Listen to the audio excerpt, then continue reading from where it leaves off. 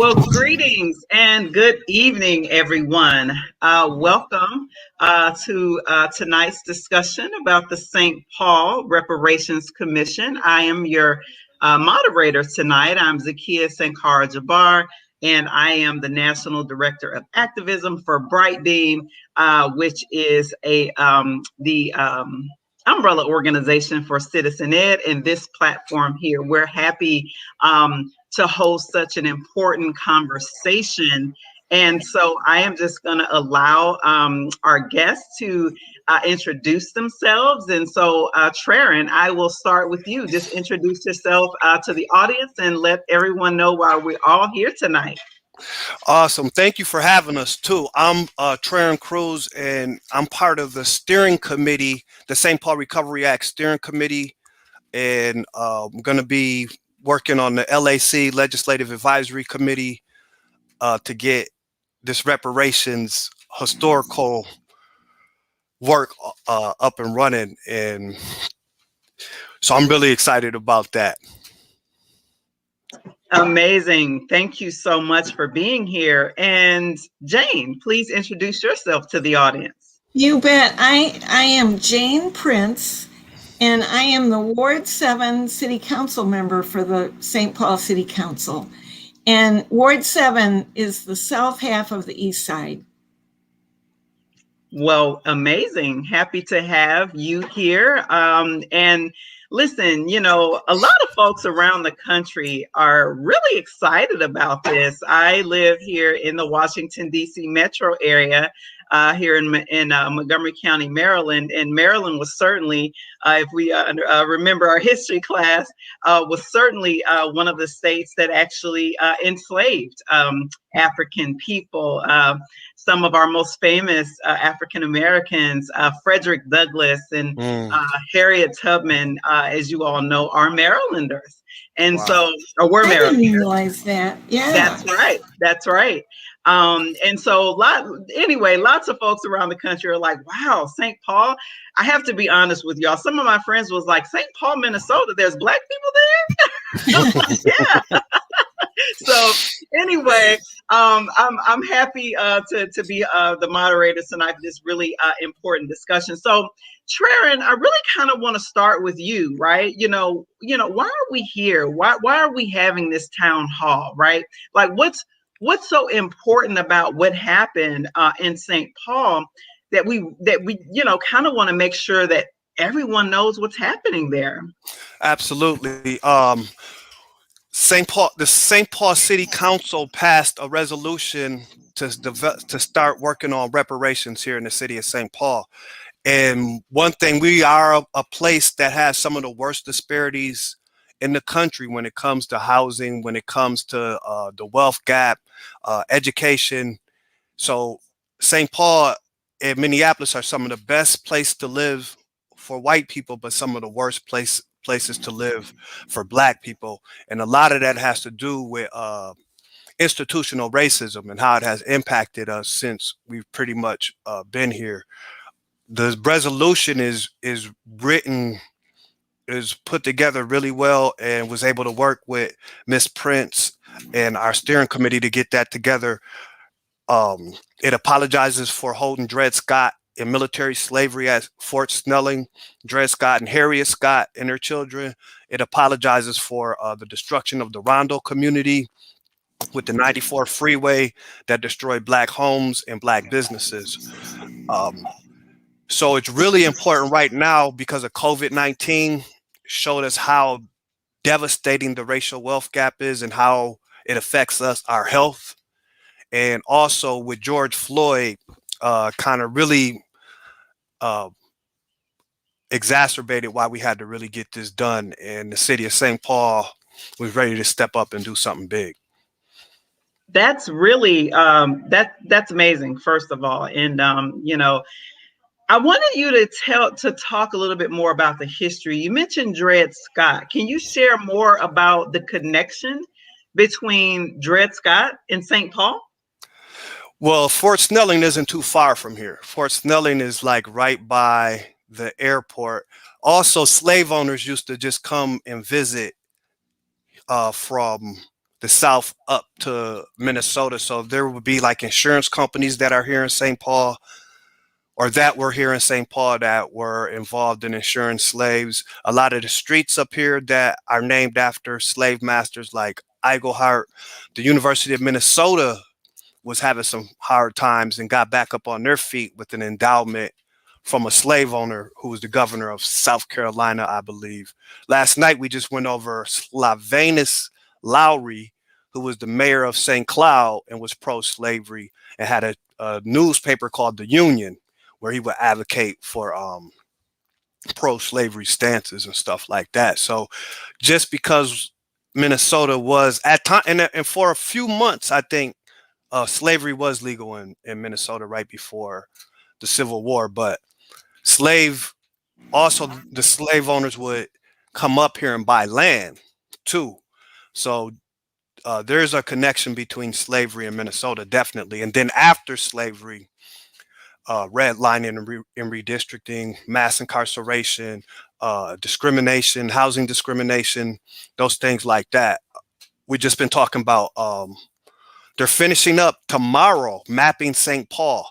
And that's talking about a lot of the deeds, what we call racial covenants, that would say you can't sell this house to a black person, and which that was would lead. common in the Midwest and the so-called northern states. That was very common. Chicago, I've read about that. Yeah. Exactly. Wow. And so those are some of the, not just slavery, but then it's the things that happened after slavery and are still going on today with like George Floyd, Jamar Clark, and others. So this is why and then the median income, when we talk about closing the racial wealth gap, is a serious crisis. So before COVID-19, they said that if we don't do something quick, that the median income for Black people will be zero by 2053. But I don't know the exact numbers, but I think it's worse now because of COVID. So it could be sooner than that. Yeah, yeah. Wow. I want to bring in Miss Prince or Jane here.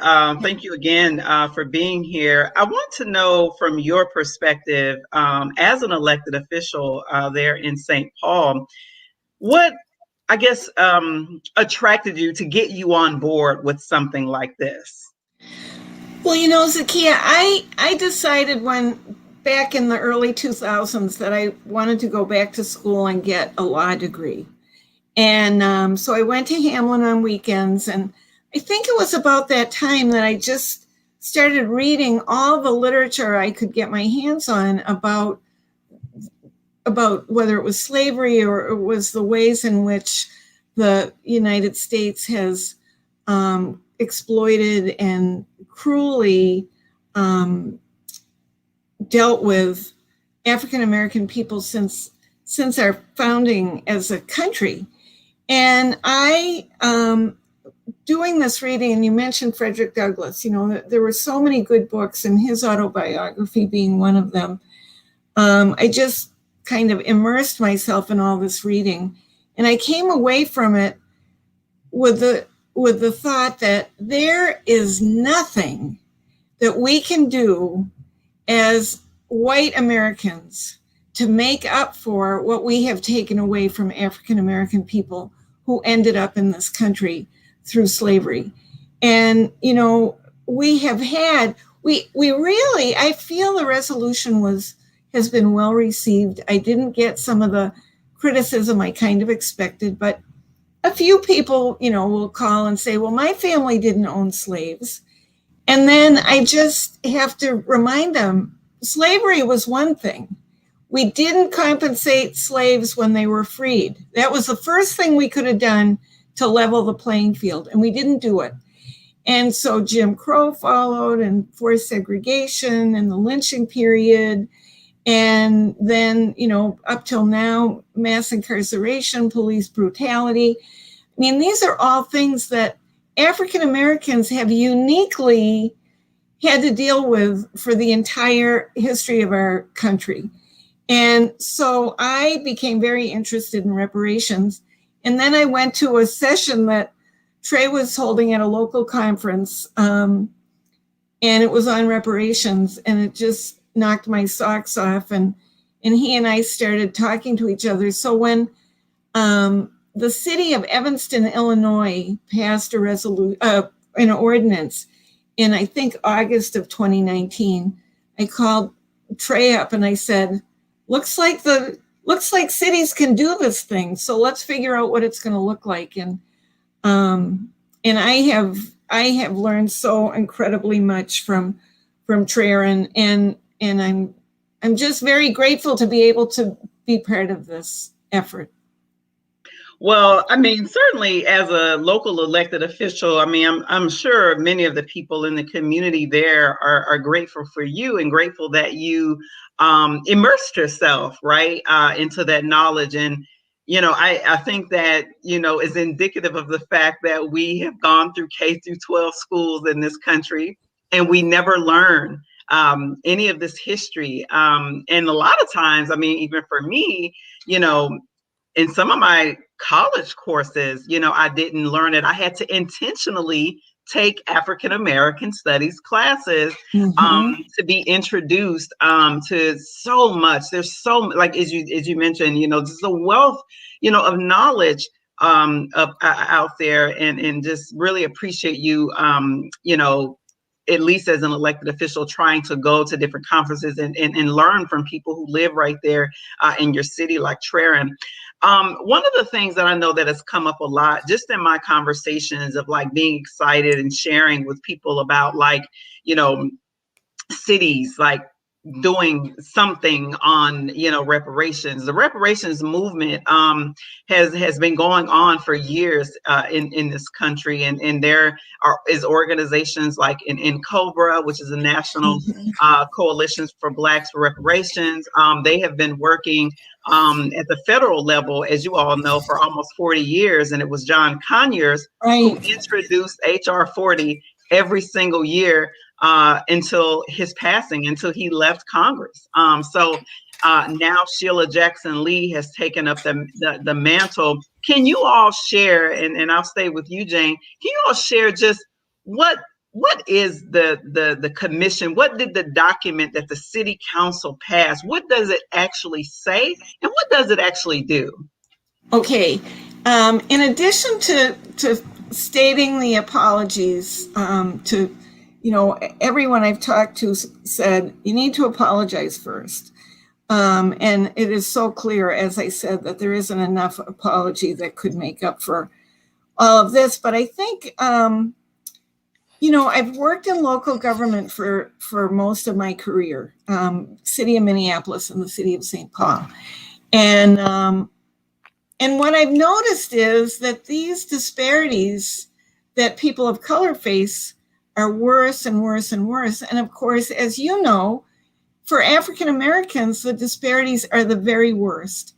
And I couldn't get past that, this idea that at least since the Civil Rights Act was passed, when things were supposed to get better, you know, there was supposed to be some hope that things wouldn't turn sour again. But of course, you know, the whole area of attacks on the Black family, and, you know, having cheap, highly addictive cocaine in Black neighborhoods. And I just saw all the ways in which we, and when I say we, I mean white people like me, just weren't paying attention to how wrong and terrible all of this is.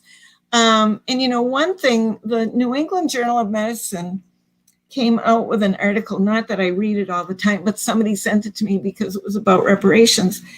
And the New England Journal of Medicine said, reparations are the only way we're going to close the healthcare gap. And then the article goes on to say that the healthcare gap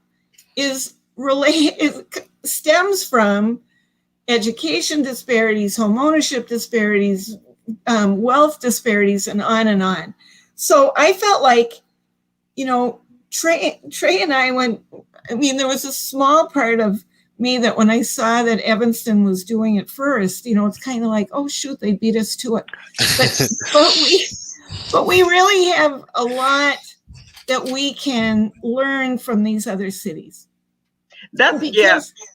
Because Go ahead. basically a city is going to be somewhat limited in how it can make reparations. Although Trahern and I have determined that nothing is off the table.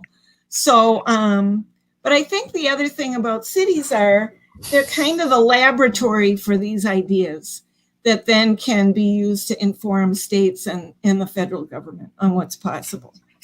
And since George Floyd, and I'll stop talking for now. No, this is great. Well, since George Floyd, it just became so clear that we needed to do this because the committee had been meeting. We started a reading group, which is another thing that Trahern can talk about. But it was after George Floyd was so tragically murdered that it's kind of like, if we're ever going to do something to bring about real lasting change, this now is the time. And so there you have it. Now is the time. Thank you. And just thank you, for being a local elected official you're using your power, right? You have power in that position and you're using that power for good. And I think, a lot of elected officials around the country could learn a lot from you, James. And, I don't live in St. Paul, but I'm grateful for the people in St. Paul for having you as their elected official to push for something like this. Trahern, you wanted to hop in?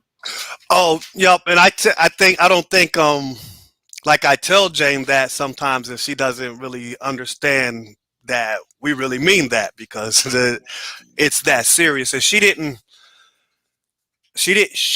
do this to win the election or anything like that. We started this right after. So it's not like this is just something that she feels needs to be done. She didn't run on this, and she might not have won, right? Who knows? Yep.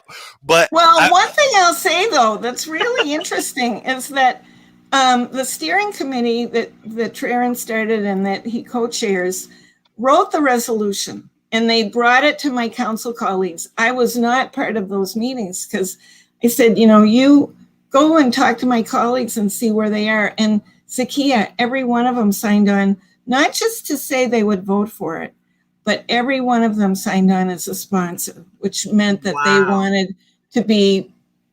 wanted to be responsible for bringing this forward. And so I do think change is starting to happen now pretty quickly, and we just need to keep that momentum going.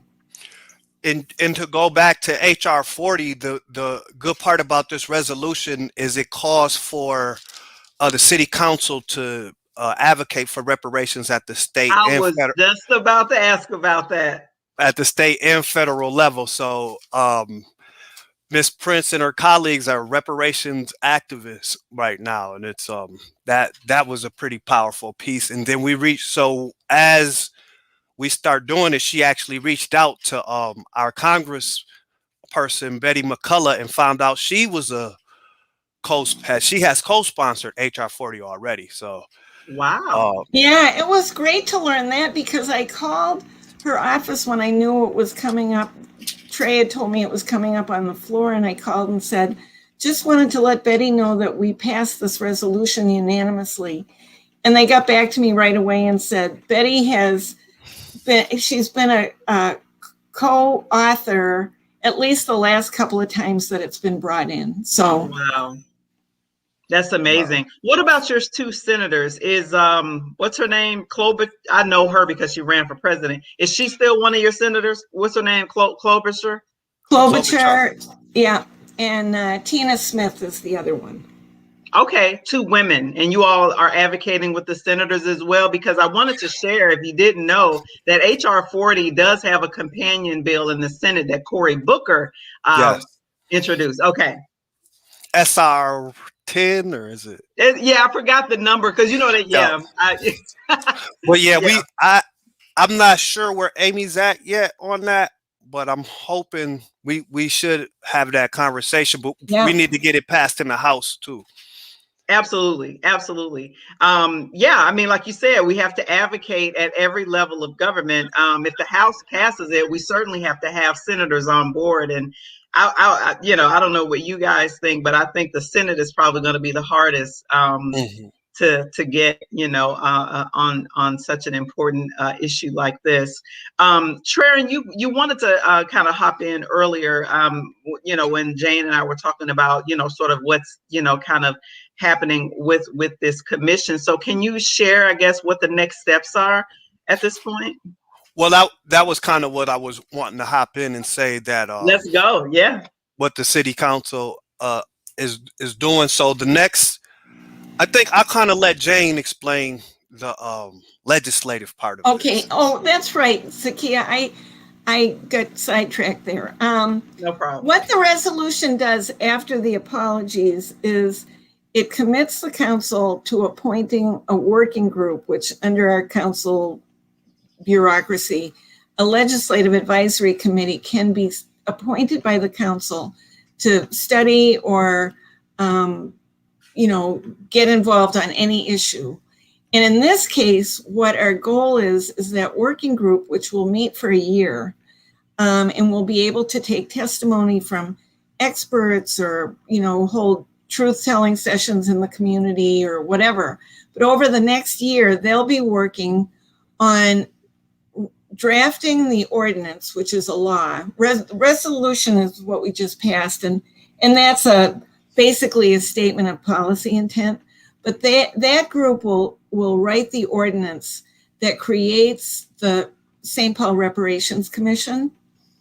And I see that group. I mean, we're not trying to tell the Legislative Advisory Committee what they've got to kind of come to their set of recommendations, and it wouldn't be appropriate for me to say how I think it's all going to turn out. But the goal, I think, that everybody shared is that we will have the St. Paul Recovery Act and Community Reparations Commission, which will be a permanent commission of city government to help direct city investments, to look for funding sources that could be used for whether it's reparations payments or other kind of financial support to people in their business or buying housing or whatever it might be. And I feel like, although I don't think this has been discussed too much yet, is that, you African American people have gone through way too much of having white people decide what's going to solve your problems. And I think fundamentally that's the biggest thing that this will do, is it says we're going to appoint a commission that is going to come up with African American designed solutions to this issue. And at one of our steering committee meetings, I was trying not to get people's hopes up about reparations payments at the city level, because we're always strapped for cash and everything. And Minister Toya Woodland said, hey, wait a minute. You cannot dismiss payments out of hand. She said, I seem to remember that these cities have put billions of dollars into sports stadiums. And that's when I suddenly realized it's absolutely true. I'm originally from Boston. Our teams build their own stadiums and pay taxes on them. So here in Minnesota, we're doing a lot of funding of wealthy people. And so nothing's off the table. That's amazing. Go ahead, Trahern. No, and this is just why we're excited about this here in St. Paul. And I think it does have implications nationwide. And that's why we want to do it right and give us that year to study it. I know a lot of people are saying, we don't need a study. We need this money right now. But so the recommendation, so it comes up with long-term and short-term strategy. So the advisory committee can start recommending things right away that need to happen. And then also it'll come with longer-term strategies too. But like some people say, well, we don't need a study, but the Japanese did have a study, and other groups who received reparations did do a study, and even being able to look at Evanston and say, you guys you're in the right place where you're going, but we just have to, It it wasn't far gives, enough. right. Or just like, if you just say we don't, so the short-term strategies can get things going right now, but just if you're in a rush and you're like, I'm poor, I need this money right now, then you could go for that and then be right back in the same position. So that's why That's real. that is important. That's why I think the study is important, but the short-term part of it to start getting some relief out as soon as possible. That's exactly right. Can you dive in, Trahern, a little bit more into the wealth gap? I know that you all that's probably going to be some of the work of the commission. Hmm. And I guess, you guys will. So quick question before that. This commission for St. Paul, will you all only have St. Paul residents as a part of the commission, or will you enlist other sort of like African American experts like Dr. Darity out of Duke University, who has done, he's an economist, a stratification economist who's done work specifically on reparations for many years. Is it just St. Paul residents, or you guys are going to comb sort of the country for particular experts? I think the committee will be St. Paul, and that's why that being the working group. Yeah, the Okay. working group. But then the working group will consult with experts like Sandy Got it. Darity, Cam, and others to start develop, even just bringing in people from different. So there's going to be about 10 different platforms, and Wow. Cobra. So if you look at education, land, business, criminal justice, we need to bring in experts Right. to talk to us about these different situations. And if we can get people from across the country to do that, we'll definitely yes. So the short answer would be yes, but not That's actually, amazing. I got but it. not It sitting on the has to be commission. St. Paul, like to actually be on the committee. And that, again, it's just a question that completely makes sense. I would say, for education, because education is certainly a part of, the reparations conversation as well. And there's lots of experts that I would certainly recommend, including our own CEO, Christopher Stewart, who actually lives in Minnesota and Yes. serves on the Minneapolis School Board. Mhm. Him being a longtime Minnesota resident, I can imagine that he has lots of, expertise and thoughts, being from his experience on the Minneapolis School Board and being a Minnesota resident, that he could, kind of add on the education tip, and as well as other experts around the country, folks who have been arguing for education reparations, specifically for Black students. Dr. Zakiya Sankara-Jabar, who is at Clark Atlanta University down in Atlanta, he actually himself has a particular platform that he calls education reparations for K through 12 and for college students. So, Wow. yeah, so I would definitely recommend those two, as far as like when you guys get going and want to see like what that looks like for education. Those are folks, that I would definitely, recommend. And as you all know, there's lots of activists as well in St. Paul. Nakima, I know she works in Minneapolis sometimes, but she certainly has relationships in St. Paul, and Kulia as well, Trahern's cousin. So Yeah, thank Kulia for setting these meetings up too. I really appreciate it. So shout out to Chris. And then, but Minneapolis, a judge, I believe, Mr. Magnuson, reached out and said they're getting their thing going over in Minneapolis. So I'll send Chris his information. Definitely, we would like Mr. Stewart's input over here in Minneapolis, but I would like to make sure that we have people over in Minneapolis that are a part of the process from start to finish too.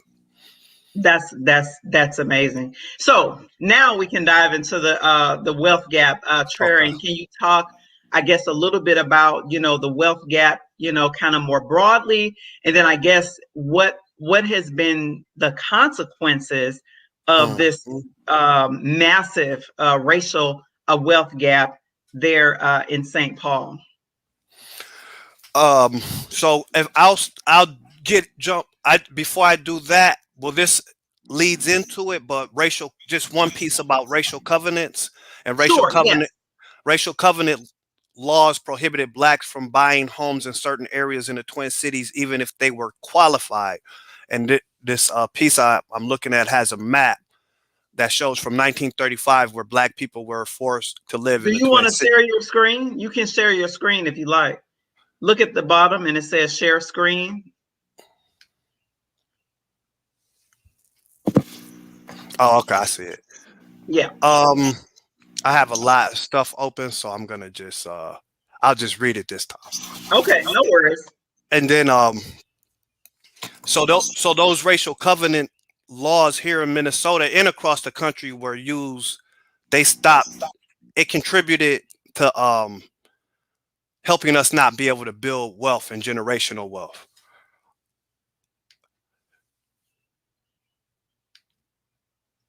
Yeah, According go ahead.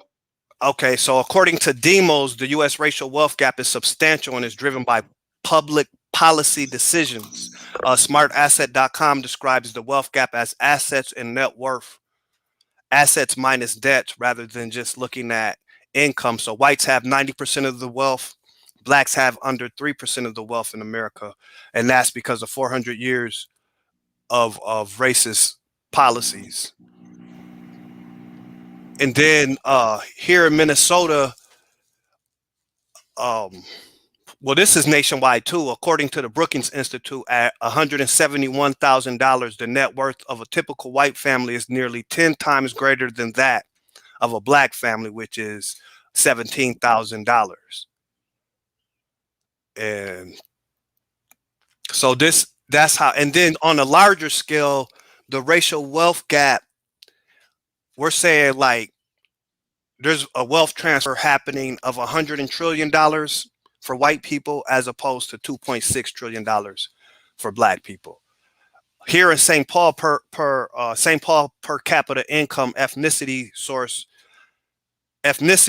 United States Census Bureau. This is from 2013 to 2017. According to the city of St. Paul, per capita income is defined as the average amount of income earned among a group of people in a year. Over the last 5 decades, the gap in pay between workers at the top and the bottom of the income scale has consistently grown nationally and in St. Paul, widening the gap in per capita income between white people and people of color. So income based on race here is $42,874,000 for whites and then $15,000 for blacks. Wow.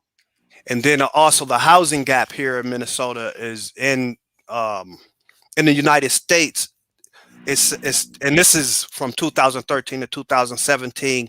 61% of whites own homes, while close to only 17% of blacks own homes. Wow. And again, those racial covenants contribute to that. Just with the building generational wealth, home ownership, and then the income disparities. So that's why it's really important to be able to close the racial wealth gap. And the only way is the racial wealth gap is so substantial that reparations is going to be the only way. I believe the only way we can do it. Yeah, that's right. Jane, And I mean, again, I'm sure you had.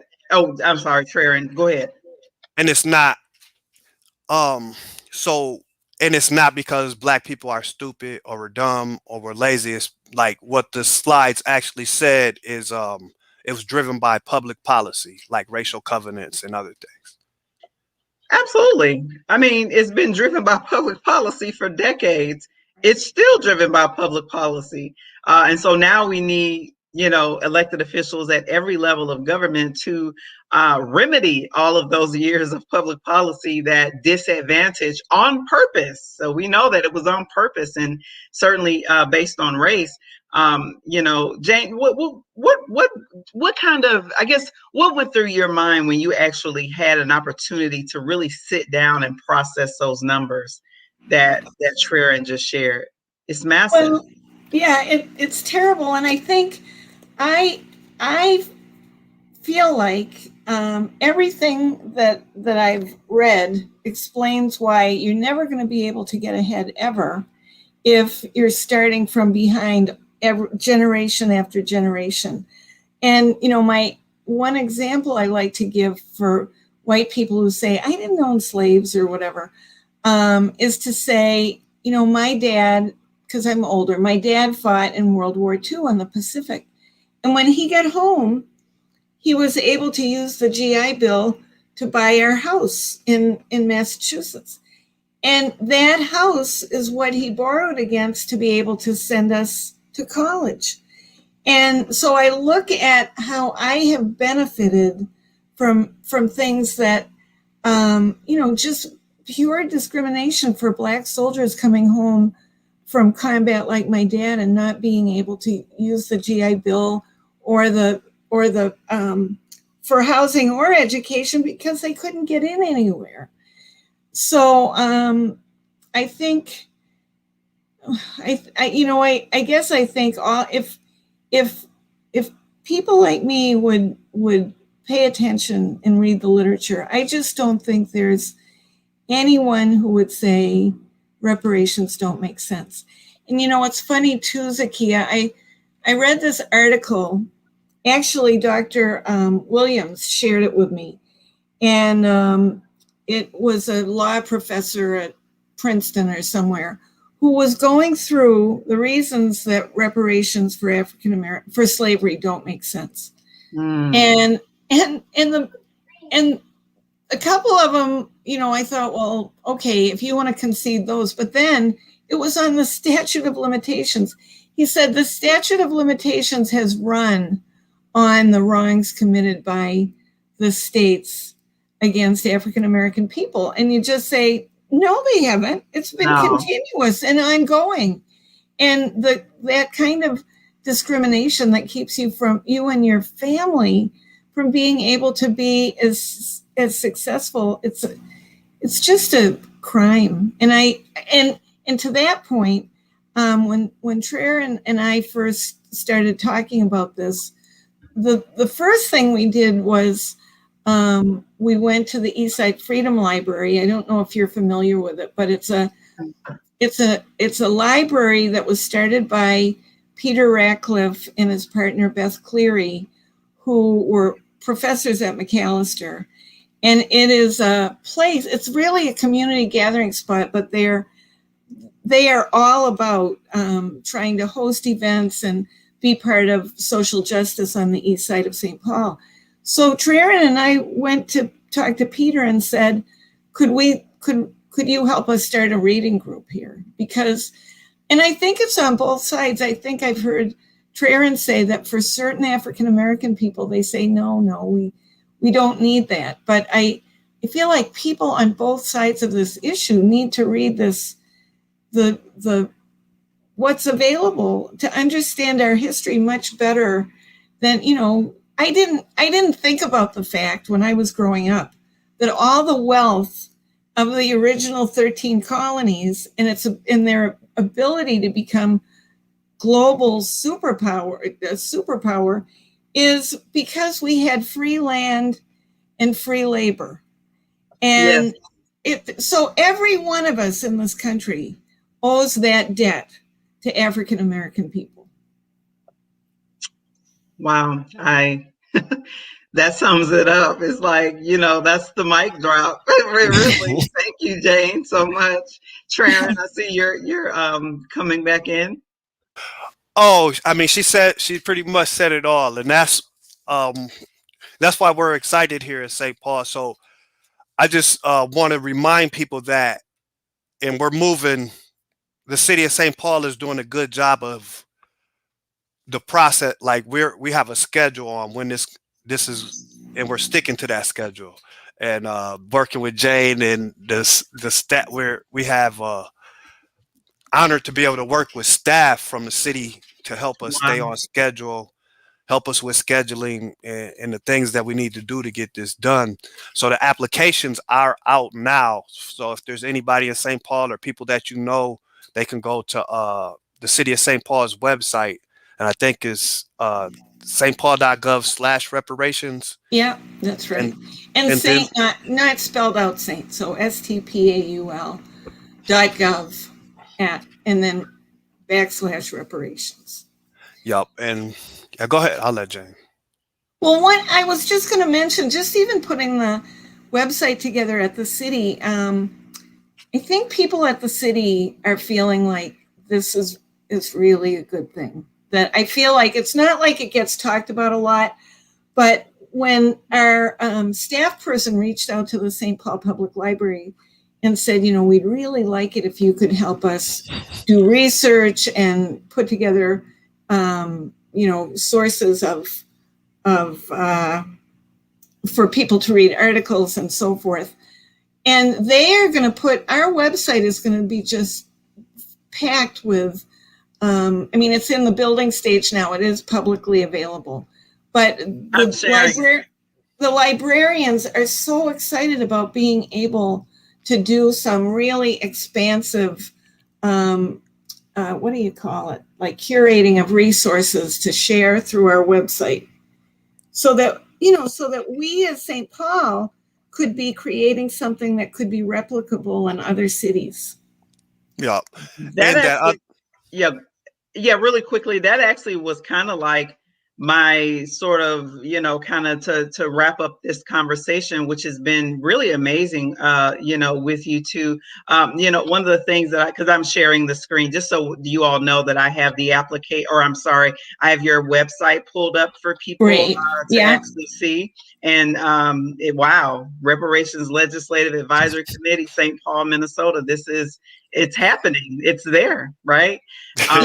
It's like, wow, I'm sitting here in awe that we have you, Jane, as, one of the people on the city council who voted for this. And then certainly Trahern as like, one of the lead organizers. And this is amazing. And, when you said like, this is an example for other cities, that's literally like my next question, because I'm in the back of my head, literally while you were talking, Jane, like figuring out Montgomery County, Maryland should absolutely do the same thing. In fact, the entire state of Maryland should be taking a look at this. I mean, they had a little cosmetic ceremony, last year to finally dedicate in the state legislature a bust of both Frederick Douglass and Harriet Tubman. And there is also a museum for Harriet Tubman, here in Maryland. So certainly Maryland has a lot to talk about when it comes to reparations for descendants of Africans enslaved here in this state. And I'm just thinking, Montgomery County, Maryland has a multi-billion-dollar budget, billion with a B, because Montgomery County is one of the largest, most populous counties in Maryland because we're a suburb of DC. And lots of federal workers, as you can imagine. We have Walter Reed is in Montgomery County, the FDA, the NSA. Like I'm just here around all these different people, in this county, and I'm just thinking like, this is a template. I can literally go to my council person and say, hey, this has happened in St. Paul. Like, can we talk about this now? Like here in Montgomery County, and I hear that people in Washington, D.C., there's a councilman in D.C., Kenyon McDuffie, who is also thinking about. So just on that tip, right, Trahern, as an organizer, right, give just some sage advice on how to get something like this started. And for people who are listening, how can they do this where they live? You're on mute. Well, hopefully you guys have Jane Prince's in your communities on your city council. But even if you don't yet, find somebody like her and and start advocating for them to even run a race to start talking about issues around reparations and stuff like that. And then our book, the reading book, the book group is very key to be able to start having the dialogue and getting people thinking about it from different backgrounds, not just white people, but also us too. There's 25% of us that we still need to convince that yes, you need reparations too, and understand the racial, so that we understand the racial wealth data ourselves, educating ourselves and other people about the racial wealth data. That's what really lit my fire when I started being like, okay, this isn't just me, there's other people. And I start feeling like, oh, dang, you got that much student debt, or you're, so, so when we start realizing and talking to each other about our condition and our situations, then it's easier to be like, oh, we're not pretending like, oh, I'm filthy rich records, or whatever. It's just we're being honest with our situation. And then so that's why data is so important to me, because it's like there's no, this is it. I can say whatever, but when we start looking at data, it's like, okay, this is where we are as a community and as a group, and this is where we need to be to even be American. So that book club is a good place to start. And then basically the same thing we did, I would suggest doing that, and going to the St. Paul Recovery Act website and getting those resources in the next couple of weeks will be key. Those are the places I would start, and then doing workshops, community meetings. If we can't meet in person, doing more Zooms and stuff like this too. And hopefully this website though will be a place where people around the country can come and get the resources to get it going in their city too.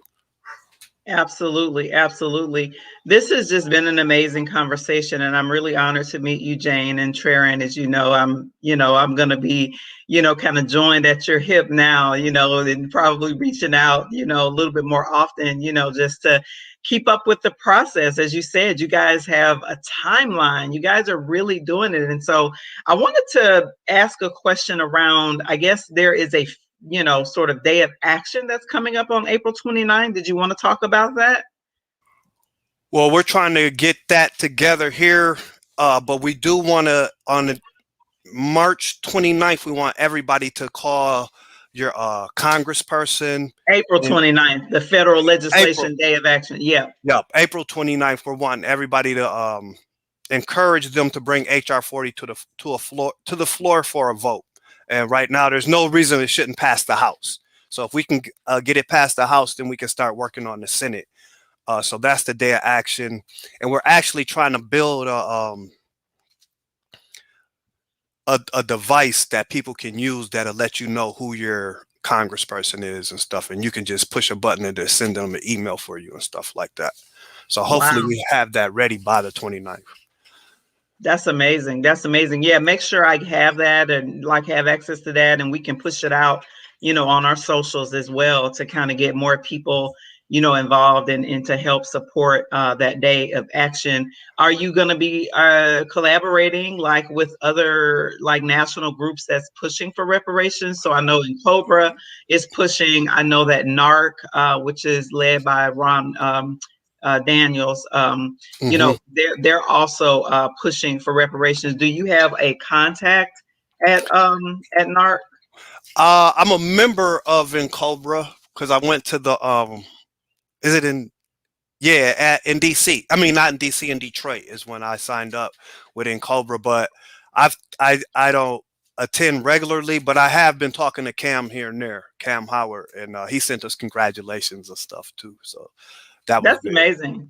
So the other organization is the NARC, which is National African American Reparations Commission. Yes. And so Ron Daniels is the convener of that. Dr. Ron Daniels, I should say, is the convener of that. And so I know that, if you need a contact there or anything, I'm just pulling up their website just so you can see that they do have a lot of background and a lot of they've done a lot of work over the years of studying, and they can also be a resource to you Mm-hmm. To continue, with the process there. So, as you can see, Professor Ogletree, he's done a lot of work. I don't know if you all are familiar with him. He is a law professor. He is now emeritus and is now having some health issues that, we're definitely keeping him in our prayers. But there is just a lot of work that has been done by, these folks here. And Charles Ogletree, if you all are not familiar, had actually brought a lawsuit for the Tulsa 1921 bomb dropping on a very successful African-American community that was known as Black Wall Street. Yep. And so I get emotional when I think about that. Think about the 2 times in this country that a bomb has been dropped domestically. Think about that. Has been on Black people. It was in 1921 in Tulsa, in 1985 in Philadelphia with the MOVE organization. We just spoke to MOVE last week too. It was interesting. Yeah. Yes. So we're there's just a lot of folks, all of these folks here are amazing people. So this is just folks that you should be aware of, and just know that they are just another resource in the work that you all are leading in St. Paul. We're very proud of what you all are doing. Any final comments tonight that you all would like to say before we wrap? I like to also, we're working with Bright Beam and Citizens Ed on the day of action too. We're working with you guys, so we're really excited about that.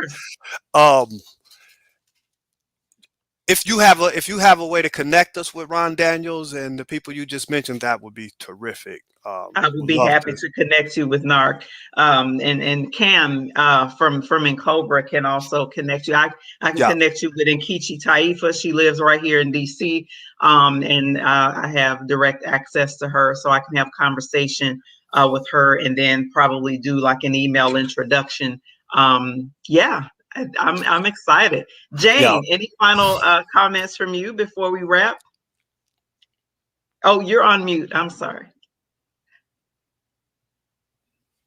I'm always on mute. In any case, one thing I think has been just great about this since we passed the resolution on January 13th is we're hearing from so many people that want to be part of it. And we're getting feedback from city staff members that this is exactly what they want to be doing. And I think that that's in a large part because everybody realized that 2020 was a year that impacted the African-American community health-wise, but then George Floyd's murder, we just all need to be on the same page of trying to repair what we broke. And so when the Bush Foundation came out this week saying, I saw that. Y'all are rocking it out for reparations. Well, and I don't think we can take credit for it, but I just thought everybody is thinking of this. I mean, George Floyd is making everybody think about, how have I been part of this, and what can I do to be part of fixing it? So I do think it's something that it's an idea whose time has come. Absolutely. That's it. The time has been come, but it's really has come now. Yeah, it's way too late, but it's finally no going back. Well, we are going to continue to support as best as we can. As you know, Trahern Crews works with us, and so we're just really excited about what you all have going on there. I'm gonna make the connection, as I promised, to NARC. I'll reach out to Nkechi Taifa, who is here in DC, and she's a part of NARC. So I will be making sure that you are plugged into any other resources and your commission, and have access to people who have been doing this work for decades, right? And can really help support what's happening there in St. Paul. And again, I just think as a final, just thank you both, right? thank everybody who has been a part of this movement. I'm just really, really inspired. I'm really, really inspired about what's happening, and I'm serious. I am gonna. Thank you, Jane. I got that. And I am gonna stay in touch with all of you, and to make sure that we're continuing to support you all. And I'm also gonna continue to stay on that website because, listen, like, I'm gonna be sending everybody there. Like, okay, y'all need to go to the website. And let's do the same thing in LA. Let's do the same thing in Portland, Oregon. Let's do the same thing in Birmingham, Alabama, Atlanta, Yes. everywhere, Yeah. right?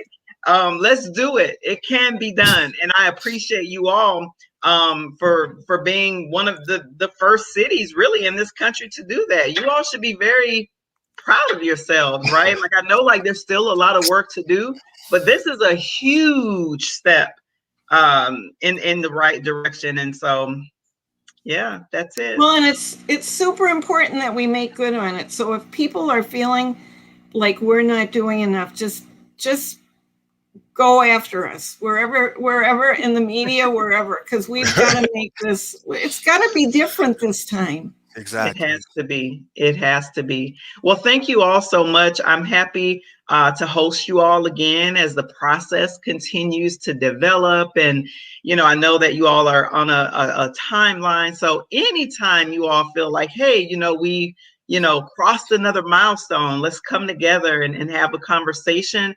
We'll be happy to host you here on this platform to talk about that work. You got it. Great. Thank Absolutely. you, Zakiya. Absolutely. Thanks so much for being here. Everyone, thanks so much for watching. Thanks for being a part of the Citizen Ed family. Please like and share this video. It's very important. And have a conversation with your family, with your community, to figure out how you can do the same thing where you live. Thank you all so much. Good night, everybody.